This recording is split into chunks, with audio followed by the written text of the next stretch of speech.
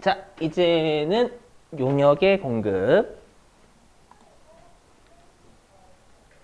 자, 용역의 공급이에요.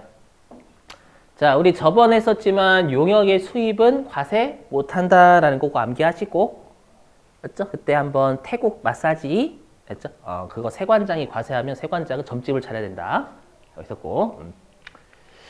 자, 그랬을 때 일단 용역은 서비스죠, 한마디로. 그죠? 서비스. 그건데 조심하실 건 요 2번하고 3번이에요. 2번하고 3번. 보시면 여러분 보세요. 재화나 시설물을 사용하게 하는 게 용역의 공급이라고 되어 있잖아요. 근데 제가 분명히 방금 재화나 용역은 구분해야 된다면서요. 근데 갑자기 용역에서 재화가 튀어나오잖아요. 그럼 여기에서 핵심은 사용하게 하는 것이에요. 그럼 팔았다라는 거예요? 빌려줬다라는 거예요? 그렇죠. 빌려준 건 용역으로 가요. 그래서 우리가 시설물의 대표적인 게 건물이죠. 부동산을 팔면 재화의 공급이에요. 부동산을 팔면. 근데 부동산을 빌려주면 사용하게 하는 거니까 그땐 용역의 공급으로 가요. 여러분들 이걸 왜 구분해요? 라고 하시겠지만 나중에 배우시면 구분해야 되는구나 라는 걸 느끼시게 될 거예요. 알죠? 그래서 우리 부동산 임대업은 대표적인 용역이에요. 용역. 알죠? 자, 그 다음에 권리를 사용하게 하는 건 권리를 빌려준 거, 권리를 판 거. 사용하게 하는 것. 빌려준 거. 그래서 권리를 빌려준 대여가 용역의 공급으로 가요. 권리를 파는 건 재화고.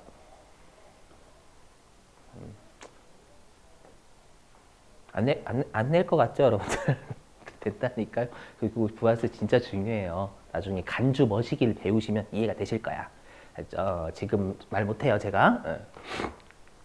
그 다음에 동그라미 4번 아까 있죠? 우리가 자재 일부를 부담하면 재화의 공급으로 가고 자재를 부담하지 않으면 그냥 행위만 해준 거니까 용역인데 조심하실 건 건설업하고 음식업은 무조건 용역으로 봐요. 왜냐하면 여러분 건설업하고 음식업은 재화랑 용역이 섞여져 있죠. 그죠? 왜냐하면 건설이면 뭐를 하는 거냐면 건설하는 행위도 하는 거지만 철근 같은 것도 납품하잖아요. 맞죠? 철근은 재화란 말이에요. 그 다음에 음식업은요. 조리 행위는 용역이죠. 조리하는 행위. 맞죠? 근데 음식물을 공급하는 음식물? 그죠? 음식물을 공급하는 거 재화를 공급하는 거잖아요. 맞죠? 그럼 뭐로 보겠냐라는 거예요. 용역이에요. 왜냐? 자, 저랑 백종원 분이 있어요. 둘 다 재화는 똑같이 있어. 뭐냐면 둘 다 재화는 뭐라고 할까요? 둘 다 재화는 잡채예요. 당면을 똑같은 당면이에요. 근데 저랑 백종원 분이랑 만들면 같은 맛이 나요? 그죠? 왜요? 조리하는 행위 핵심이에요. 건설도 똑같이 자재는 철근이 변하지 않죠. 얘는 뭐 우리가 슈퍼 철근이고 저는 뭐 애기 철근이야? 하지만 건설하는 행위에 따라서 건물이 달라지잖아요. 맞죠? 그래서 건설이나 음식업은요 무조건 용역이 중요하다라고 봐서 용역의 공부로 가요. 그러니까 주요 자재를 부담하든 안 하든. 아셨죠? 외워주셔야 돼요. 이것 때문에 세법을 정말 싫어해 사람들이. 이가 갈리도록. 되셨죠? 외워주시고. 자, 그리고 이제 앞으로 여러분들이 세법을 배우시면서 제일 많이 보실 용어가 요 간주라는 말이에요. 간주. 자, 여러분 간주라는 용어 써요, 안 써요? 현실에서? 쓰죠? 어디에 쓰면 주로 뉴스에서요. 사기꾼으로 간주한다. 안 쓰나? 쓰는 걸로 알고 있는데.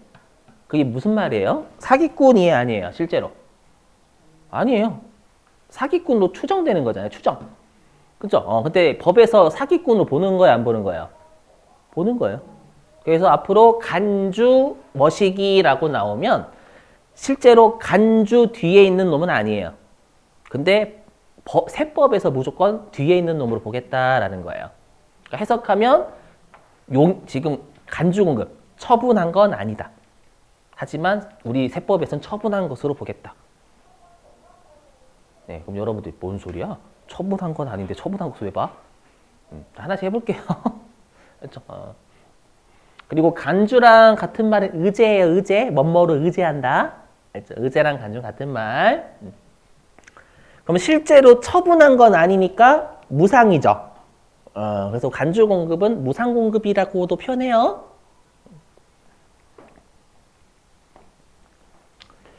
자, 여기 보시면 자, 용역의 무상 공급인데 원칙은 과세를 할 수가 없어요. 한번 들어보실게요. 자, 제가 만약에 헤어 디자이너예요. 헤어 디자이너인데 제가 여러분들이 제 직원이어가지고 제가 아침마다 여러분들 머리를 손질해드려요. 열심히 하자라고 하면서. 알죠? 돈 받아요, 제가? 설마 직원한테 돈 받으면 양아치잖아. 그죠? 그게 용역의 무상 공급이죠. 근데 이제 다음날 전화가 온 거예요, 세무서에서. 김민국 사장님 계신가요? 예, 제가 김민국 사장인데요.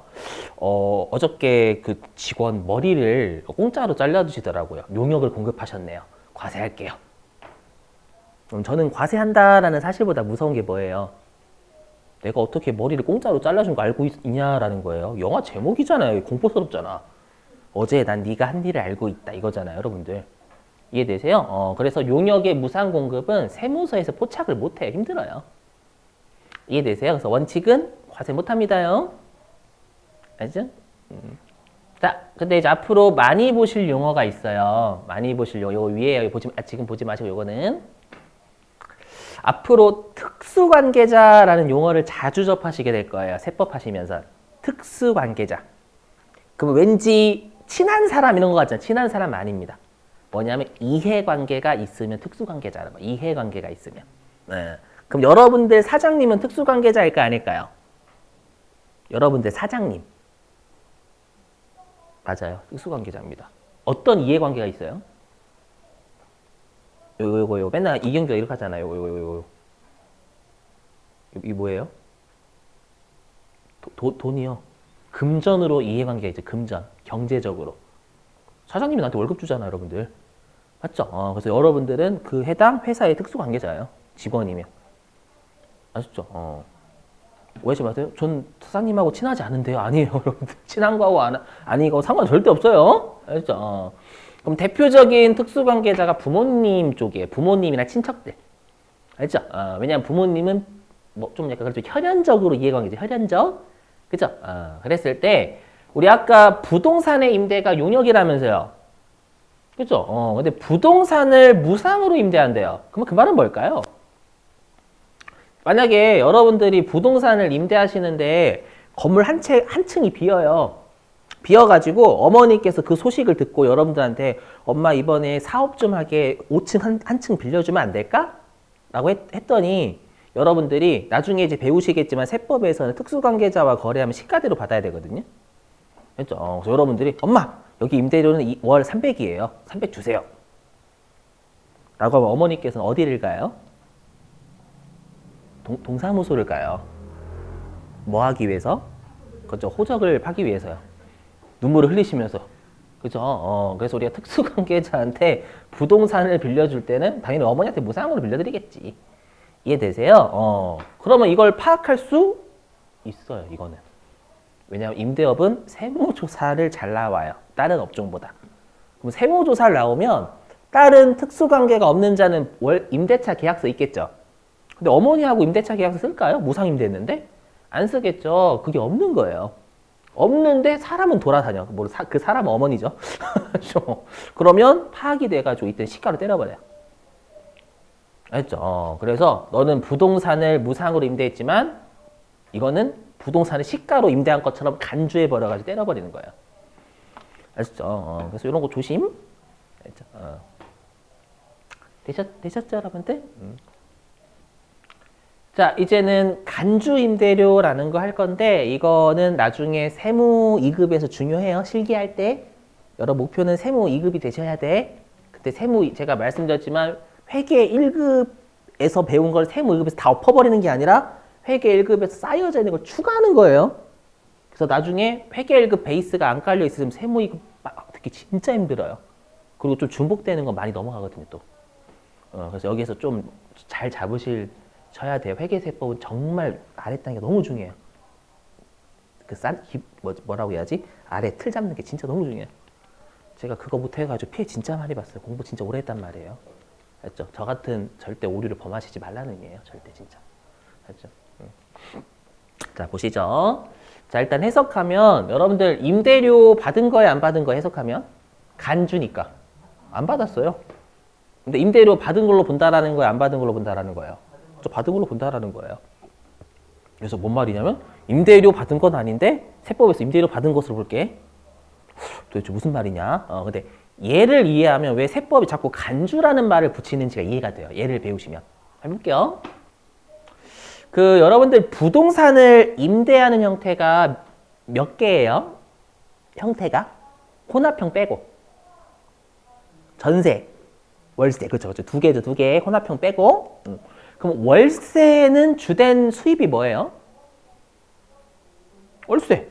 월세는 계정 과목 임대료죠. 임대료는 수익이에요, 부채예요? 수익. 그래서 우리가 나중에 배우시는 주택의 임대 빼고 상가의 임대는 과세 때려버려요. 아시죠? 근데 전세로 임대하면 뭐 받아요, 주로? 어떤 거, 어떤 거? 보증금, 그렇죠, 그렇죠. 제가 원하는 보증금. 어렵죠, 여러분들. 보증금 받는 제가 알려드릴게요. 전세로 임대하면 보증금 받아요. 농담이고. 그럼 우리가 그 계정 과목 임대보증금이잖아요. 그 임대보증금은 부채예요, 수익이에요? 부채죠. 나중에 돌려줘야 되니까. 그럼 부채는 원래 세금을 부과하면 돼, 안 돼요? 안 돼요. 부채인데 무슨 세금 부과해. 그러면 다들 뭐로 임대하려고 할까요? 전세로.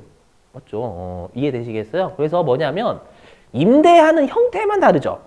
형태만 다른데 월세는 수익이라서 과세를 때려버리고 전세는 보증금이 부채니까 과세를 하지 않으면 다 전세로 임대하려고 할 거예요. 그러면 형평에 문제가 발생하는 거예요.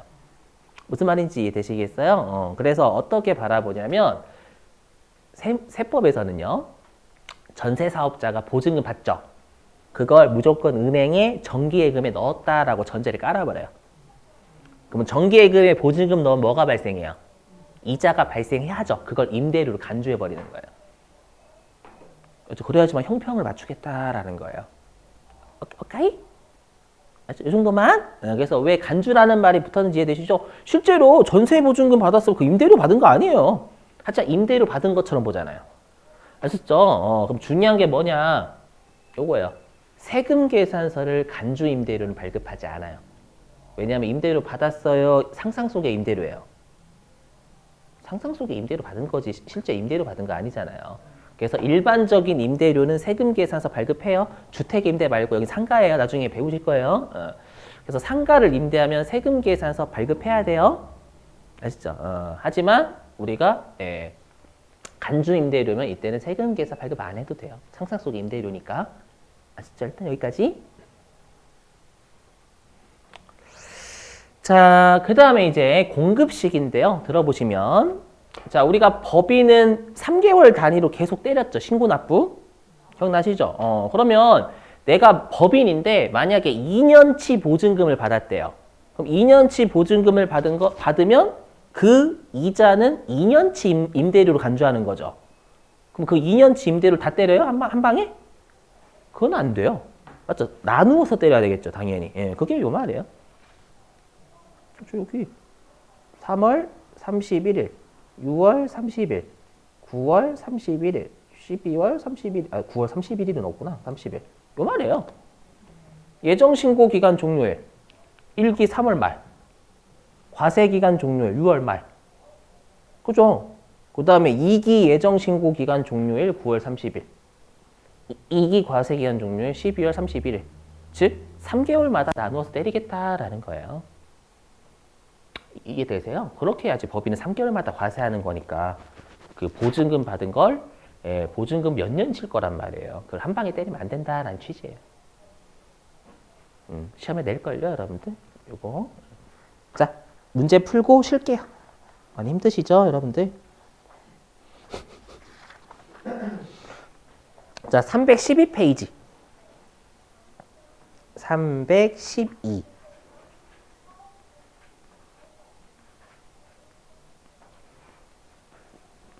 자, 312페이지에 15번. 312페이지 15번.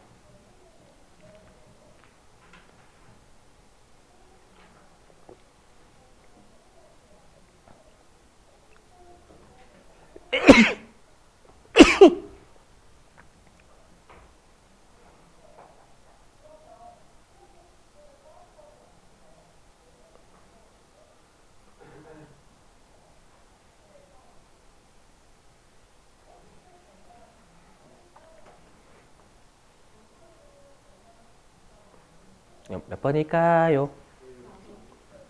4번이에요, 4번. 간주임대료, 간주임대료. 방금 했던 예정신고 기간 종료일 또는 과세기간 종료일. 4번입니다요. 알죠? 자, 됐습니다.